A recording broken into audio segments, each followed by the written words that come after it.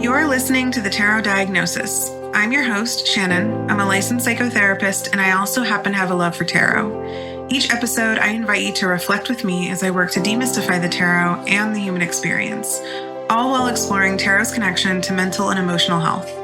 While this podcast may feel therapeutic, it is not meant to take the place of psychotherapy. So grab your cards and join me as I work to create a pathway to better understand ourselves and those around us.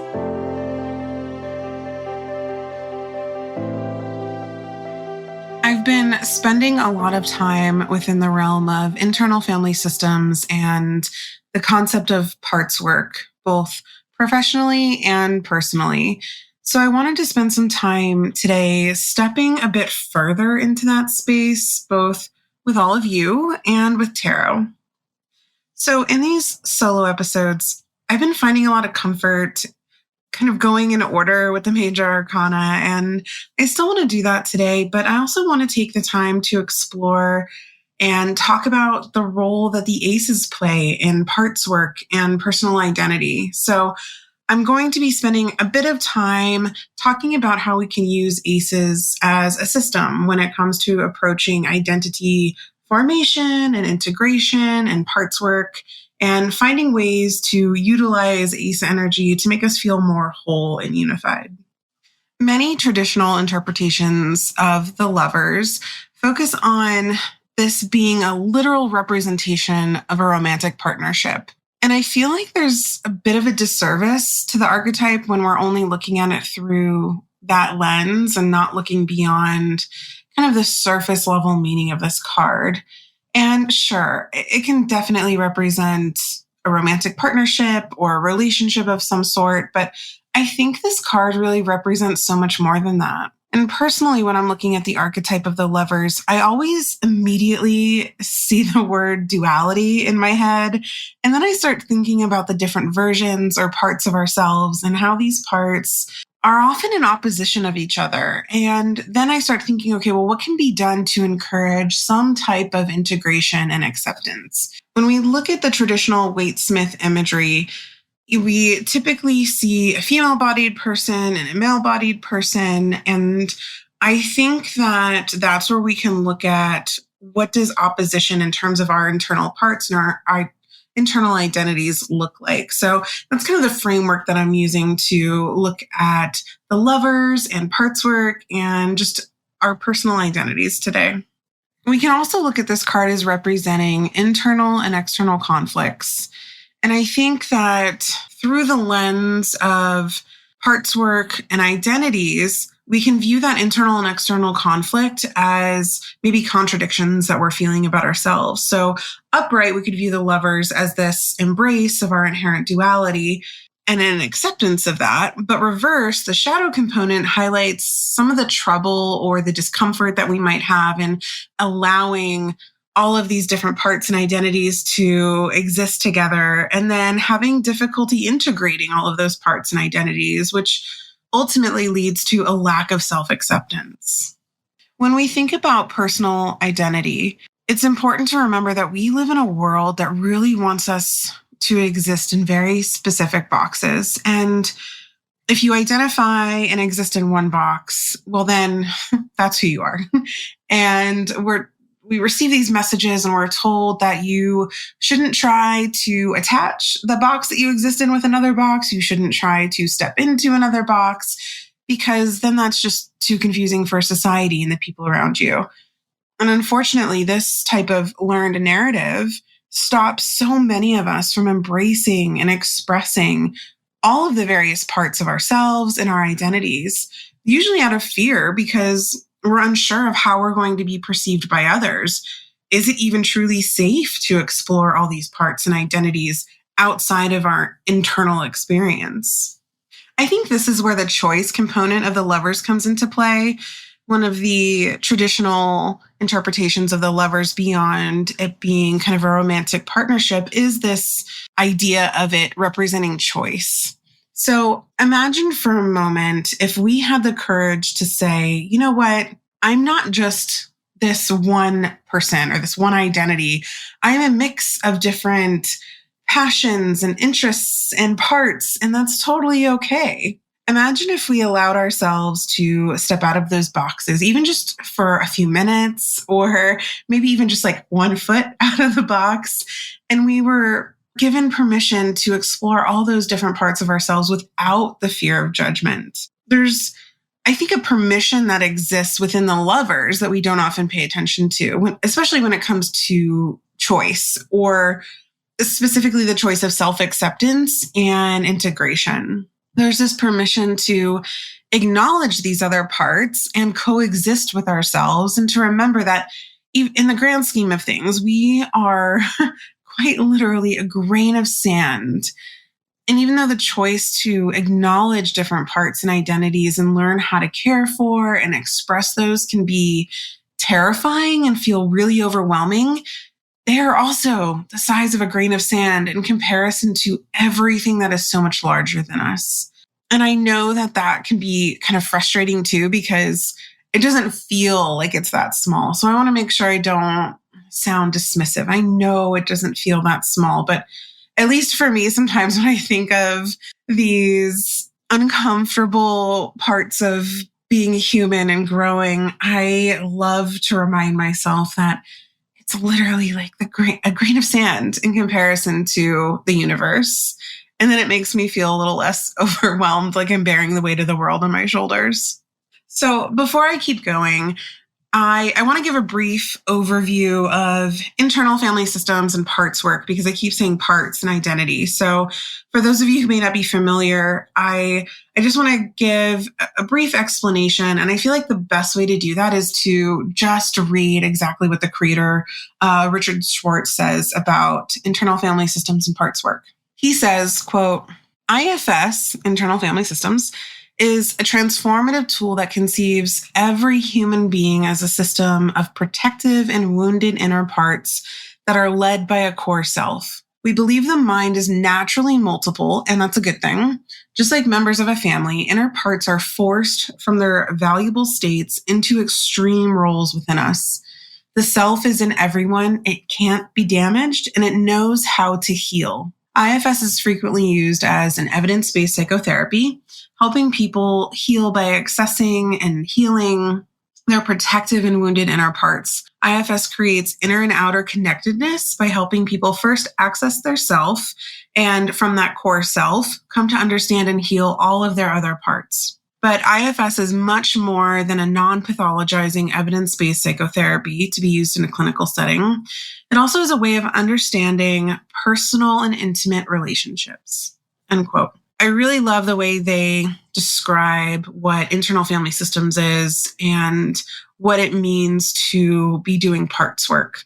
And I feel like using the term parts and identities interchangeably throughout this episode is important, because beyond our internal parts, like our sad parts, our abandoned parts, our rejected parts, our joyful parts, our creative parts, we also have identities, and we accumulate different identities throughout our life. And they play a huge role in whether or not we feel fully integrated with ourselves. And the identities that we kind of collect and accumulate throughout our life have a big role to play with our different parts. And then our parts also have a big influence on our identities. Something I see so much in my practice is when folks start to over-identify with a role that they have in their life to the point where they have no idea who they are outside of that role. And I see this when it comes to someone's role as a parent, and maybe even when we become defined by our job or our occupation.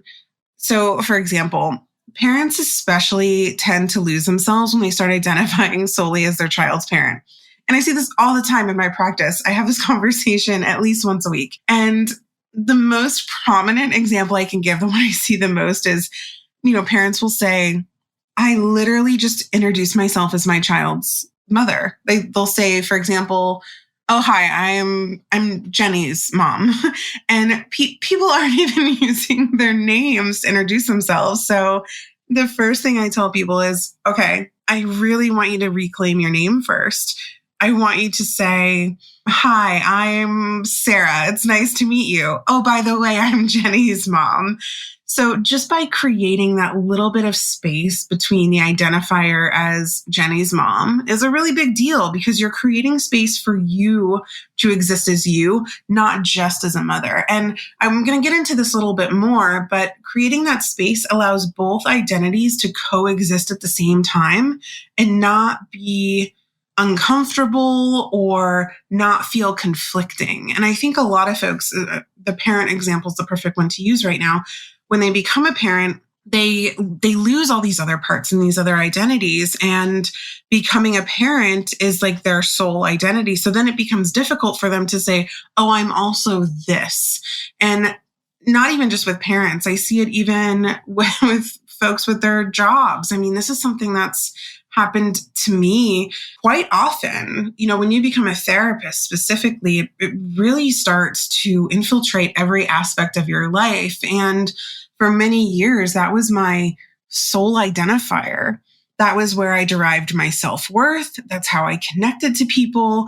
And I started to realize it was becoming incredibly problematic because I would sit and I would be like, who the hell am I outside of a therapist? So this work can be really powerful and really uncomfortable at the same time because you really have to take a look at parts of yourself that maybe you're not used to looking at, or bringing up parts of yourself that maybe you've been told in the past aren't acceptable. As I was looking at the lovers through the lens of parts work, I decided to shuffle and just pull some cards and see what came out. And the first card that came out was the Ace of Swords. And I immediately interpreted this as kind of a self-analysis or a daydreaming about our different parts or our different identities and how these parts and identities show up for us, how we want or need these parts to show up for us, or how we even want or don't want to present these parts or identities to the outside world. So I was sitting and reflecting with the Ace of Swords for a bit, and then I was like, well, let me pull out all of the other aces and see what happens. And I feel like I kind of accidentally created the system of working with ace energy and parts work. So I'm just going to go through what I was thinking, where my reflections were, and what I came up with.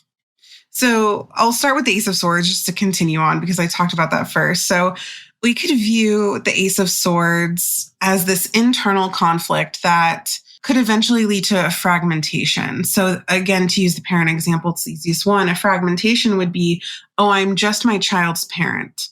So that's a fragment of yourself now because you are not. The truth is you are not just your child's parent. So as we accumulate, these roles and identities that I was talking about, these internal conflicts that we experience are really inevitable. And then we end up finding ourselves feeling disconnected either from ourselves or from other people or from the world. And it's typically when we start feeling disconnected from other people that we then realize that we're also disconnected from ourselves. So this is when I start seeing people come into my office and they're saying, I don't know how to connect with others. I don't know how to relate to anybody. I don't know what conversations to have. I don't know how to make friends. And then when we start kind of looking at what's really going on, we start to realize, oh, well, it's because you've been really living in this singular, insular space, this one role. And to keep using the parent example, because it's the easiest one, you've just been existing as Jenny's mother. And of course, it's going to be difficult to relate to other folks or step outside of that role when you haven't given yourself the opportunity to. Another example is, maybe we are incredibly dedicated to our job. We're that really diligent employee during the day. And it's, we either get a lot of joy and satisfaction out of the role we play, or we don't. And we're just really hustling, trying to pay our bills. And that's during the day. But then at night, we come home and maybe we're that aspiring artist, or we're the tarot reader by night. And then that's when these kind of challenges emerge, when we start to feel like, or even believe that these identities or parts of us are clashing and that they're not allowed to exist because the other one exists. When we feel pulled in different directions, we start feeling pressured to make a choice, which brings us back to the discussion of the lovers. this idea that the Lovers is a representation of choice really exists here. And I think this also goes back to feeling a sense of fragmentation within us, which is why, going back to what I was saying earlier, we tend to see this increase in anxiety and depression and frustration when it comes to parts work and identity work, because we feel like we have to make a choice, but we know internally that making a choice is probably not a good idea for us. It's not as simple as if then or this or that. It is all. And I think when we start to realize that it is all, that means we have to exist in a gray area. And the gray area is so uncomfortable for so many of us because we want a very clear-cut answer in a clear direction. Okay, so if we move on to the Ace of Wands now, we could view the Ace of Wands as being able to help us identify opportunities that really encourage us to embrace the different parts and begin working towards a feeling or sense of integration. And I think the most important part here, and I've really been alluding to this throughout the episode so far, is that getting to that point of self-acceptance and feeling whole and feeling really good about who we are really can't begin until we acknowledge that we are not singular. We are not a monolithic identity. We are countless identities, and all of these identities and parts have their own strengths, their own weaknesses, their own passions, their own aspirations, their own needs. And this really goes back to the internal family systems lens that I was talking about a moment ago. And so when we feel this sense of fragmentation or this inner conflict, with these parts of these identities, that's when the energy of, we'll say, the Ten of Wands emerges, because there's this heaviness that exists with trying to figure out how the hell are we supposed to manage all of these parts. We know that they exist. We see them. We feel them. We, interact with them internally, but we feel them or experience them as being burdensome or viewing them as needing to be less heavy. But I think that if we moved backwards a little bit, since we're talking about the Suit of Wands, we could bring in the Eight of Wands. And if we look at the traditional imagery in the Eight of Wands, there's a real lightness and swiftness about the Eight of Wands. And with that comes the sense of freedom that exists when we give each wand its own space to just be among the rest of the wands. If we look at the Ten of Wands imagery, everything's kind of bunched together and crisscrossed, and it feels just so uncomfortable to carry them all at once. But then if we look at the Eight of Wands, it's like, oh, they're all moving in the same direction. They're all coexisting really nicely together. And that's really the goal. So the Ace of Wands is helping us to identify opportunities that can create more of this Eight of Wands feel. How can I make sure that all of these parts of me have their space and are able to move around freely and exist within the self? This can actually be a really healing process of integration, because it also allows us to take time to see, okay, what are some of the commonalities here? How can I connect to these different parts of myself? What parts are complementary? What parts are what I maybe assume to be unrelated parts and identities in the past, but maybe are somewhat related? And how do they maybe enhance each other? And how can I exist, or how can I start to live my life in a way that, again, all of these parts and identities can move forward with a little bit of space between them, but all in a relatively orderly fashion. And I'm not saying everything has to be perfect, but when we think of the Eight of Wands in terms of identity and parts work, it just feels so much better. Nothing's tangled. Maybe you've spent time looking at each part and each identity, whereas Ten of Wands, that looks really anxiety provoking. And then when we move on to the Ace of Pentacles, we can look at this card as actually doing the work that I just described. So it's cultivating and exuding this kind of feeling of authenticity and this practice of analysis and integration and acceptance, which then leads to the ability of being able to coexist with all of our parts. And I think using the word authenticity here is important, because when we When we invite or allow space to authentically embrace all of these different facets of ourselves, we give ourselves permission to be vulnerable. And we also give ourselves permission to be content. And this authenticity really serves as a bridge of connection, if you think about it, connection to different identities, fostering a sense of coherence and unity, which really gives off 10 of Cups vibes. And you can even think of the rainbow in the 10 of Cups as being that metaphorical bridge that I'm talking about. And then we could even take it a step further, and maybe the family beneath the bridge is actually different parts and identities of us. Maybe it's not representing a family right now. I mean, it can, depending on what you're reading, but in terms of parts and identity work, maybe those are all your parts. And then if we pair the Ace of Pentacles with the Eight of Pentacles, this is where we really have to do that uncomfortable work of experimentation and really practicing what we preach. So stepping outside of our comfort zone, or even just like our container of familiarity, is always going to be difficult at first. But if we imagine authenticity and integration as both the Lovers and the 10 of Cups, we can start thinking about what actions or choices we can make in order to allow ourselves to exist both happily and in a manner of contentment underneath the rainbow. And that answer is really going to be different for everybody. I know for me, doing this podcast has really been life-changing when it comes to parts work and integrating my own personal variety of identities.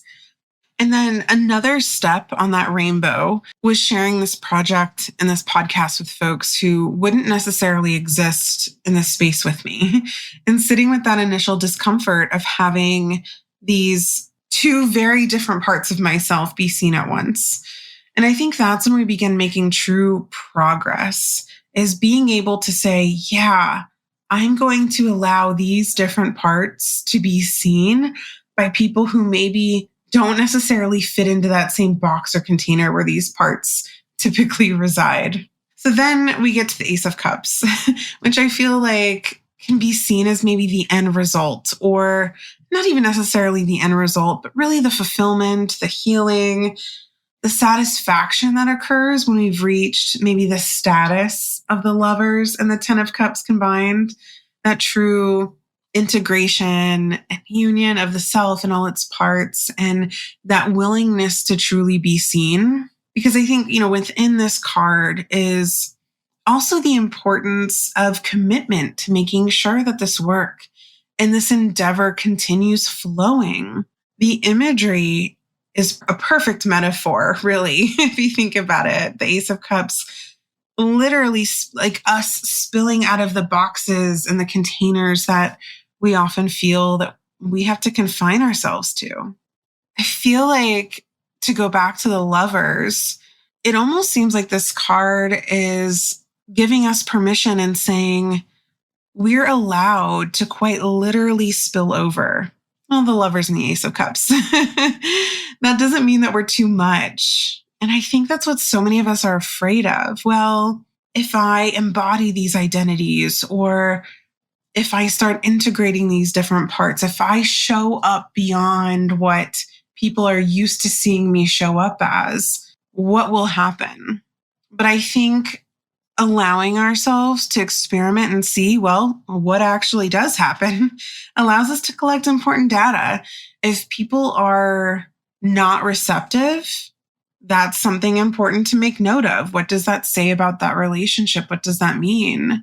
But I think at the end of the day, doing this work shows that we are growing and evolving, and that's really what's most important.